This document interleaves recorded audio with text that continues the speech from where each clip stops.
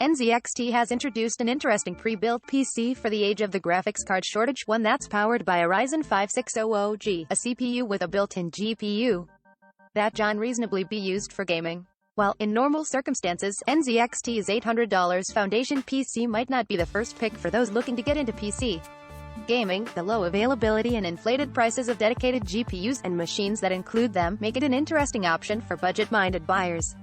The AMD processor graphics card combo is the centerpiece of the build, but its other specs are also respectable. It comes with a 500GB NVMe SSD and 16GB of RAM, and while its 650W bronze power supply won't be winning any efficiency awards, it should be able to power something like an RTX 3060 if you're able to get your hands on one in the future.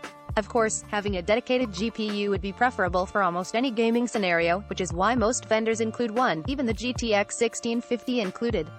With the lowest end HP, Omen can outperform the 5600G's graphics.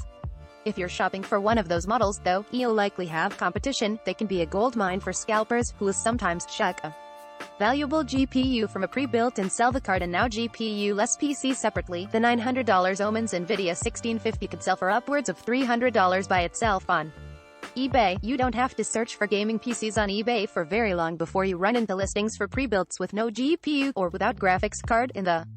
If you're adventurous and know what to look for, you could potentially find a decent deal by buying one of those scalper leftovers. While the integrated graphics and modern Intel CPUs don't match the power of the 5600G, they'll let you at least use your computer until you can find a GPU. I was able to find at least a few shucked computers in the $500 to $600 range that would likely perform better than the foundation once both were equipped with a dedicated GPU. Whether you want to support someone who likely scalped a GPU or not is really up to you, though if you do go this route, do keep in mind that the only desktop Ryzen CPUs that can be used without a dedicated graphics card are actually APUs that have AG at the end of the model name. The foundation's selling point may be that you can actually buy it. Since you can't separate the 5600G's graphics card and sell it for a markup, the foundation may not be as enticing to scalpers, potentially preventing it from winding up constantly out of stock like many of NZXT's other pre-builts. Some manufacturers can at least mitigate concerns of scalpers snapping up their pre-builts by giving base models low-end GPUs that aren't particularly desirable. iBuyPower's AMD Ryzen 3rd Gen Starter PC, for instance, comes stock with a Ryzen 3600 and an NVIDIA GTX 1030, which Tom's Hardware says is a tad slower than the 5600G's integrated graphics for most games. But that configuration is almost $300 more than the NZXT, and the CPU is going to be slower. iBuyPower will let you upgrade to a 5600G, but then your 1030 would be next to useless.